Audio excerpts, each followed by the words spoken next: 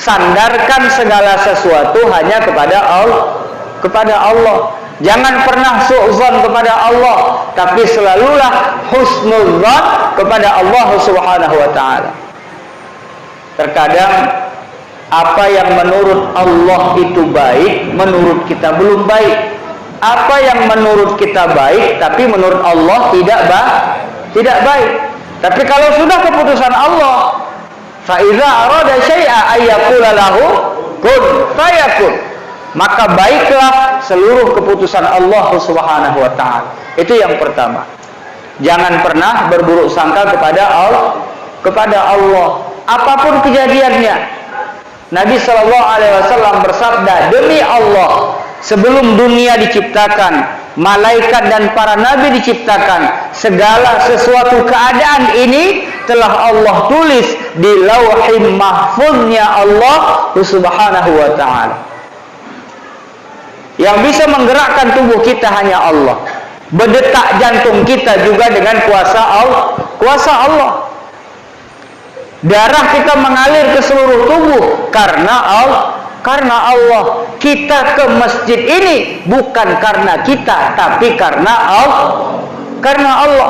Kenapa? Tanda sayangnya Allah kepada satu orang hamba, ketika Allah Subhanahu wa taala mudahkan hamba tersebut mengerjakan perintah-perintah Allah.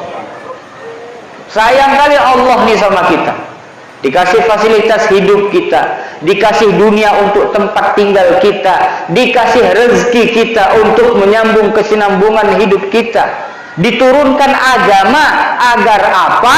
Agar kehidupan kita tidak sesat dan menyesatkan.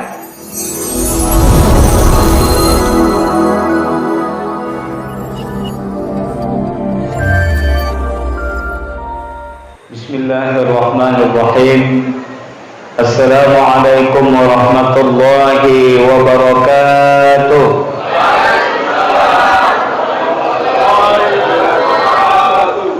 Bismillah walhamdulillah, summa salatu wassalamu ala rasulillah wa ala alihi wa ashabihi wa mawala. Nashhadu an la ilaha illallah wa nashhadu anna muhammadan abduhu wa rasuluh. Allahumma salli wa sallim wa barik ala sayyidina Muhammad wa ala alihi wa ashabihi ajma'in, amma ba'd. Bapak dan Ibu jemaah salat Aisyah dan salat tarawih rahimakumullah. Kembali kita bersyukur kepada Allah dengan ucapan alhamdulillah rabbil alamin.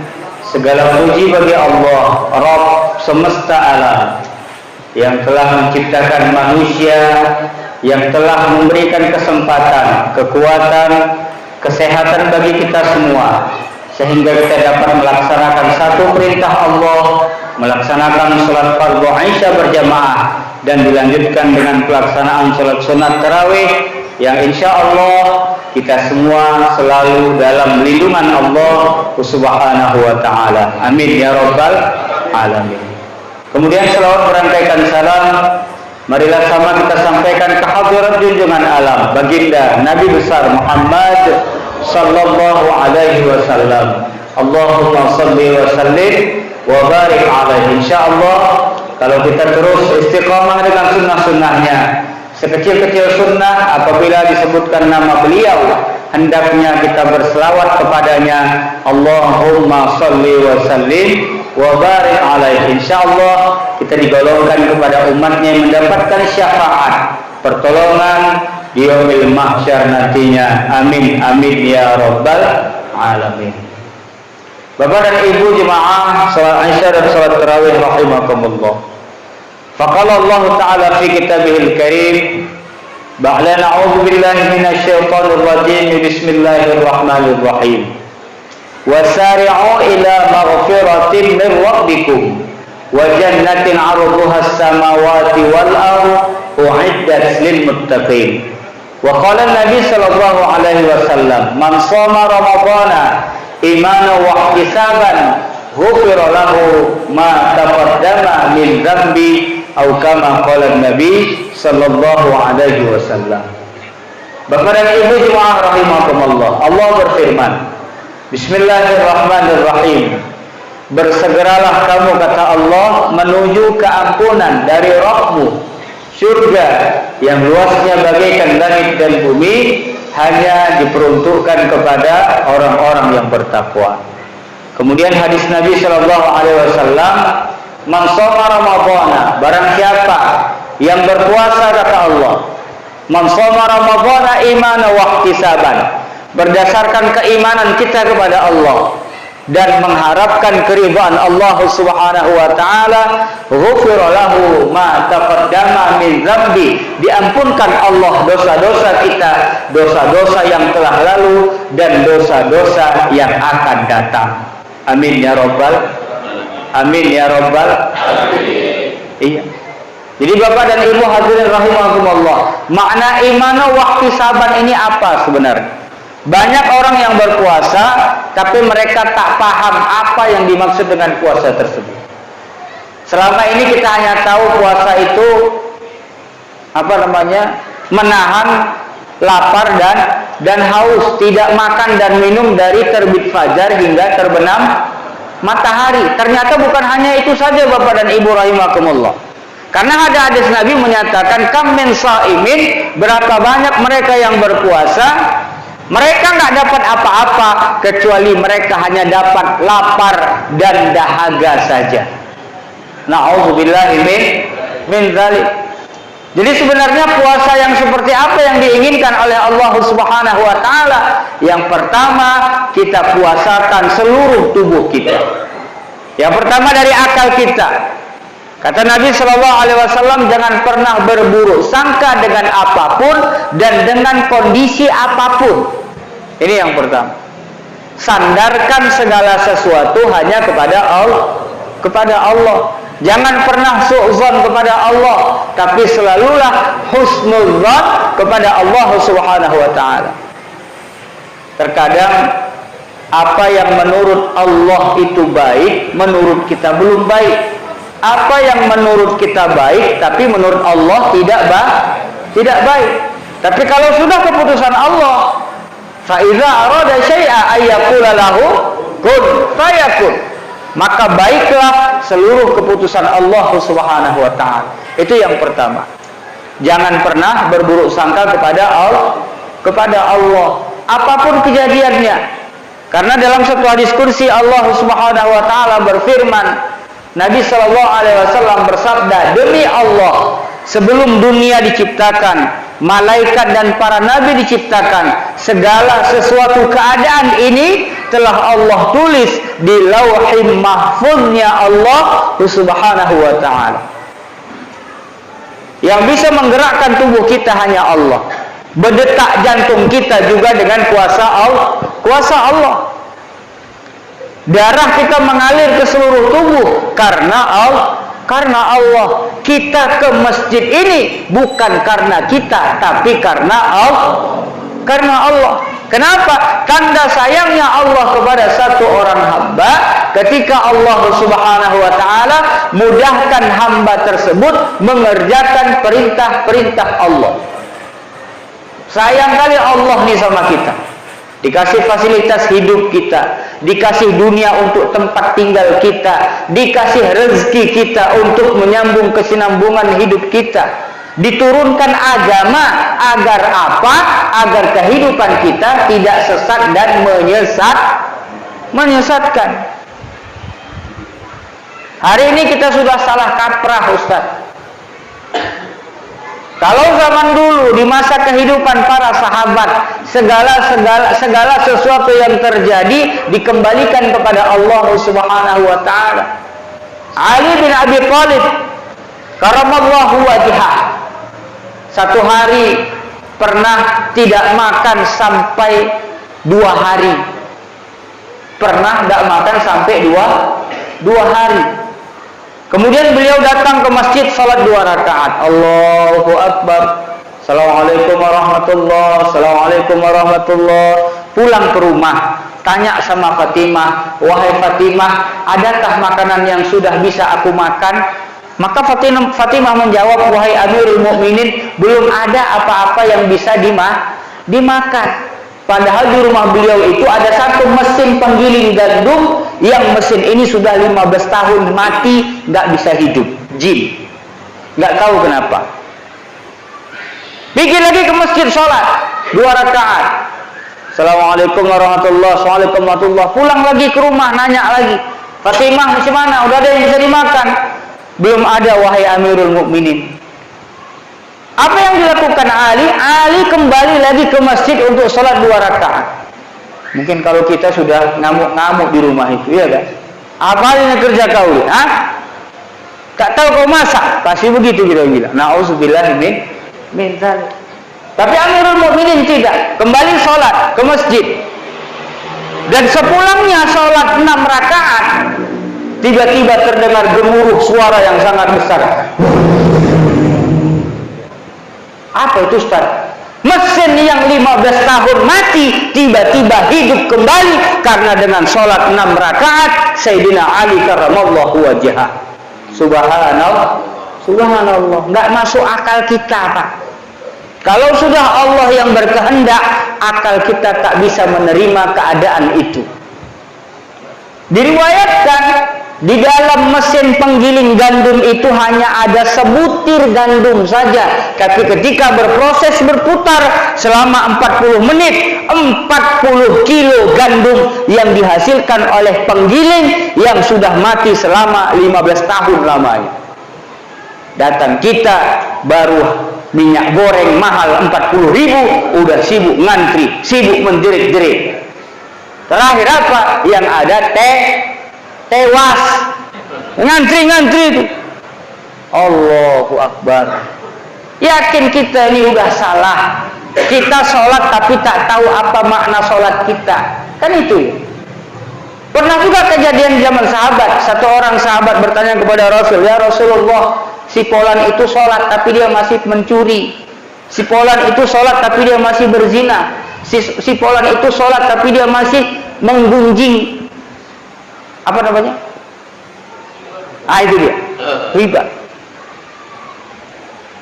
Dia masih sholat tapi masih buka aurat. Apa kata Nabi?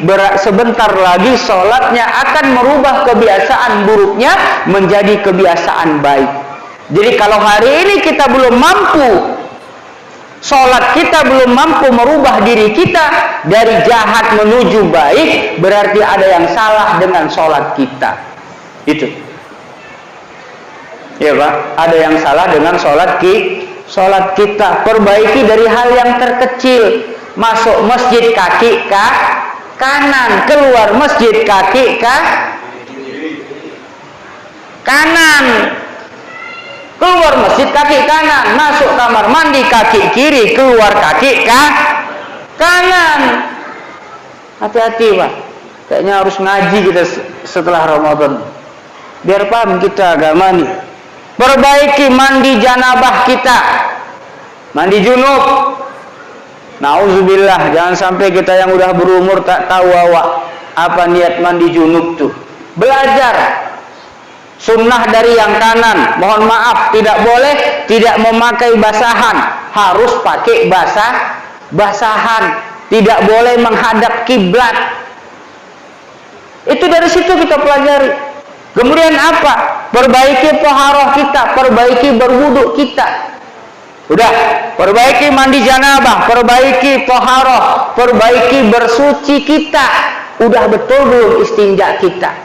Atau masih adakah di antara kita, mohon maaf, yang buang air kecil berdiri?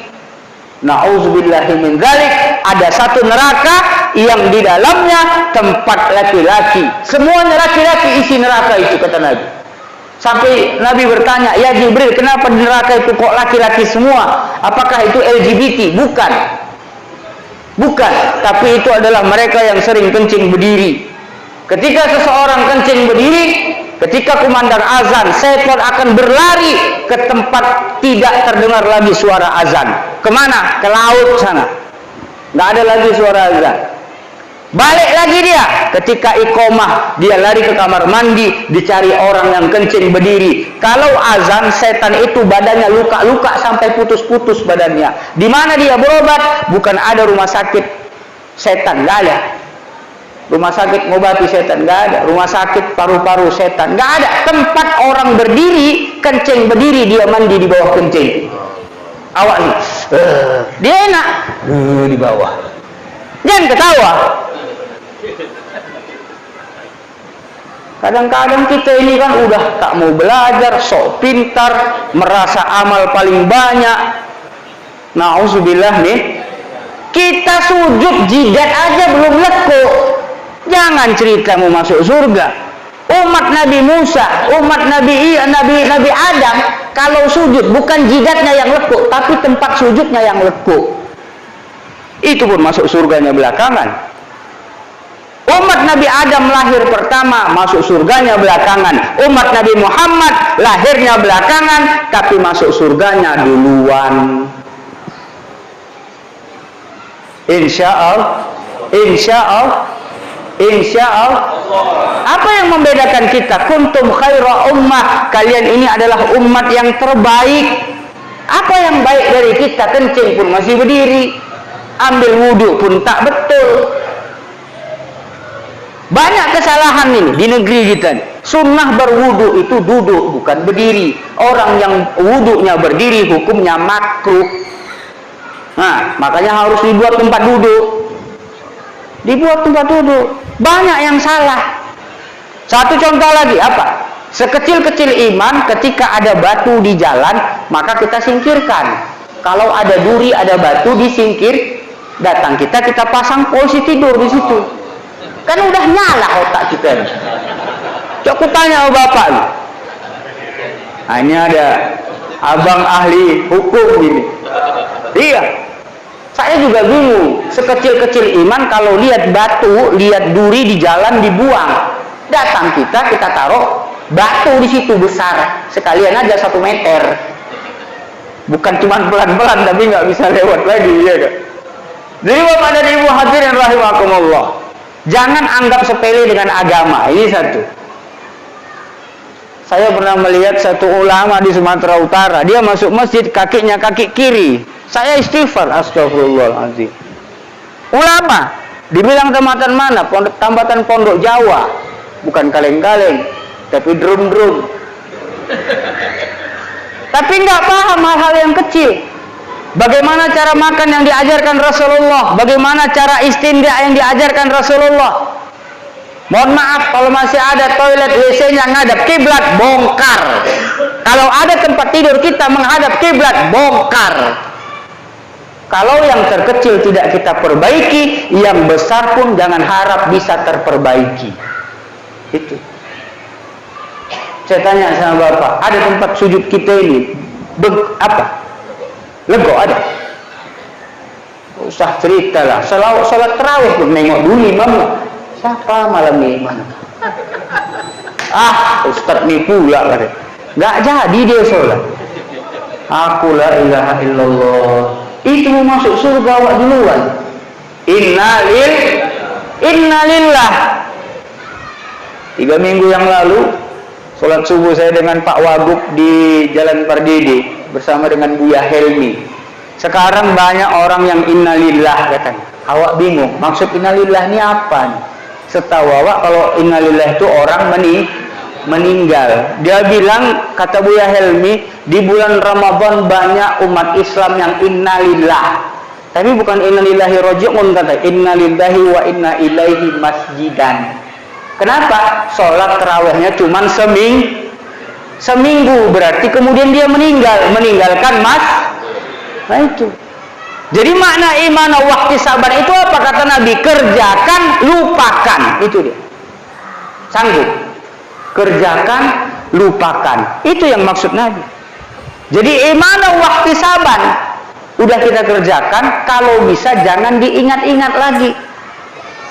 Insya Allah ini undangan datangnya maghrib. Ya habis dagingnya tinggal telur. Belum siap dari pesta udah ngomong. telur udah masuk ke perut, cacing udah ngunyah. Sial kali. Undangan dapat telur. Padahal apa maksudnya? Kalaulah kita datang pada saat itu makan daging, mungkin bisa naik kolesterol. Iya, sandarkan segala sesuatu kepada Allah. Masih mana Pak? Coba berasa. Udah cukup, udah capek. Ya enak duduk situ, coba sini berdiri. Awak mau minta teh segan, tengok air putih semua. Bapak dan Ibu hadirin jemaah rahimakumullah. Perbaiki toharoh, perbaiki mandi janabah. Mohon maaf bagi perempuan, apa yang nggak boleh dalam kamar mandi itu apa? Berlama-lama di kamar mandi itu nggak boleh. Ini sekarang kan banyak kali mama-mama milenial kebanyakan nonton film apa layang-layang putus. Apalagi sinetron Indosiar, ku menangis benci kaya aku itu. Ya Allah, saya punya TV besar malah saya doain, ya Allah ledakkanlah TV di rumah saya ini, ya Allah. Gila Ustaz tuh, kau yang gila tuh. Gara-gara TV itu mati, anak-anak bisa ngafal Quran. Kalau TV itu hidup, apa yang ditonton? Upin Ipin, Sopo Jarwo. Apa nggak pening awak?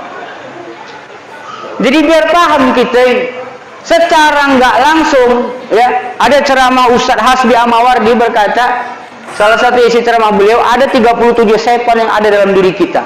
Yang paling ngeri setan apa? Ini, setan gepeng. Perselingkuhan berawal dari handphone. Pelakor sekarang, waduh, nauzubillah. Bu, mana? Macam belum buka puasa kok lemas sekali. Ini saya mau kasih tahu rahasia. Ibu janji jangan bilang sama bapak. Iya, nanti habis Ramadan kita buat pengajian, kita belajar. Suami itu yang dijaga 3. Ini, gak usah nengok dulu bapak, ini ke ibu. Bapak pura-pura nggak dengar, pura-pura nggak nengok. Ya, kalau ini diamalkan, insya Allah selamat. Ini kadang-kadang kan kita mentang-mentang manten tua, kita masih witir lagi ya. Ya enak bapak duduk, awak udah terasa ini. Allahu Akbar. Ya, kalau ini dijaga, ya macam saya kalau dibilang masih usia jagung juga lah, 13 tahun lah. Tapi saya sama istri, ya istri manggil saya bebek. Bapak nggak pernah? Ya, kasihan kali. Nggak pernah bu? Allahu Akbar. Kasihan kali. Jadi harus seperti itu bapak dan ibu sekalian. Nabi itu manggil Aisyah itu siapa? Manggil Khadijah itu siapa? Humairah, masya Allah. Entahlah. Aku kalau udah jam 10 nggak pulang, bebekku nelpon. Ya biar orang istriku kok, mana boleh hange.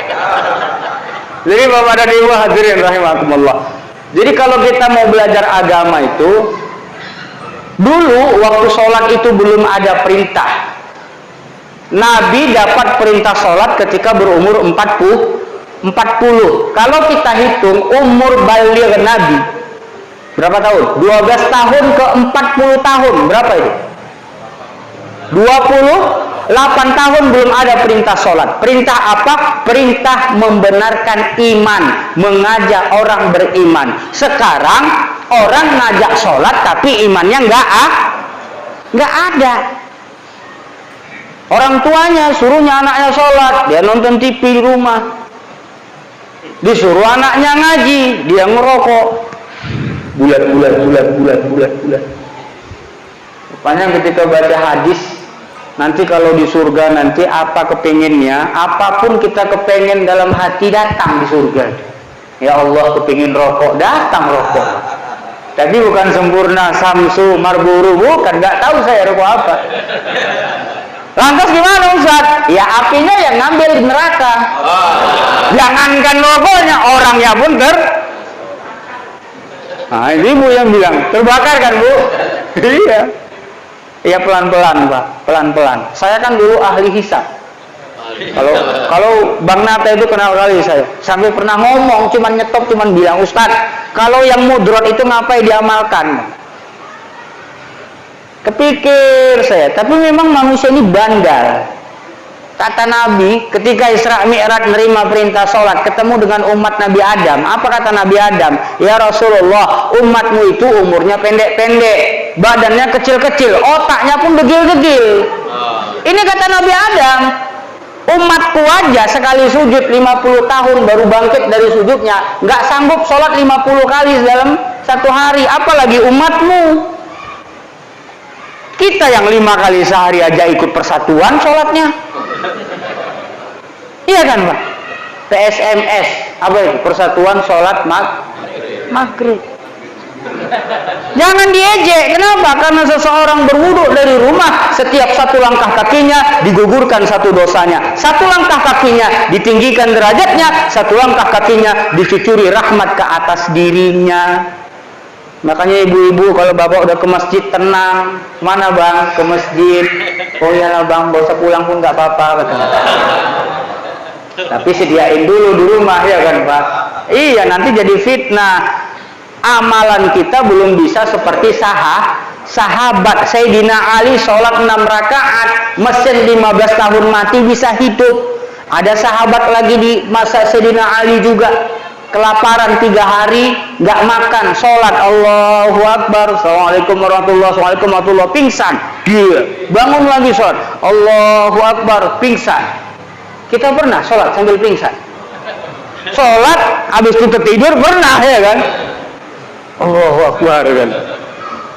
Tiba-tiba datang tikus, bawa kaleng isinya kuning-kuning. Sahabat sadar, apa itu kok berkilat-kilat? Rupanya ada tikus bawa emas dalam kaleng. Bangkit, semangat lagi, Allahu Akbar, Assalamualaikum, tengok lagi, makin banyak tikus bawa emas. Sampai terakhir begitu salam, apa kata tikus? Wahai sahabat, sudah cukup sholatmu, emasnya sudah habis, tinggal kalengnya. Baca riwayat. Kapan itu terjadi? Itu akan terjadi di masa keemasan Islam kembali di dunia ini. 2/3 dunia akan dikuasai oleh Islam. Nggak ada lagi umat Islam yang menerima zakat fitrah. Bingung BKM. Mau dibuang kemana uang zakat fitrah? Karena setiap rumah orang Islam ada emas sebanyak 14 ember di rumahnya. Jangan minta hidup di masa itu. Jangan minta hidup di masa itu, karena masa itu terjadi telah turunnya Imam Mahdi, datangnya Dajjal, datangnya Ya'juj dan Ma'juj, kembali fase kehidupan manusia dihidupkan kembali, nggak ada lagi orang kafir, semuanya sudah taat kepada Allah. Jangan pernah minta hidup di masa itu. Bukan kaleng-kaleng, tapi drum-drum. Biar paham kita agama nih. Udah mulai bersandar aku nih, ha. Mana teh tadi? Nggak ada. Oh, teh putih udah biasa, Pak, nggak ada rasanya. Kalau sesekali kopi ya kan, kopi. Bapak dan Ibu hadirin rahimakumullah, masih banyak lagi amalan Ramadan. Insya Allah kita lanjutkan pertemuan yang akan datang. Wassalamualaikum warahmatullahi wabarakatuh.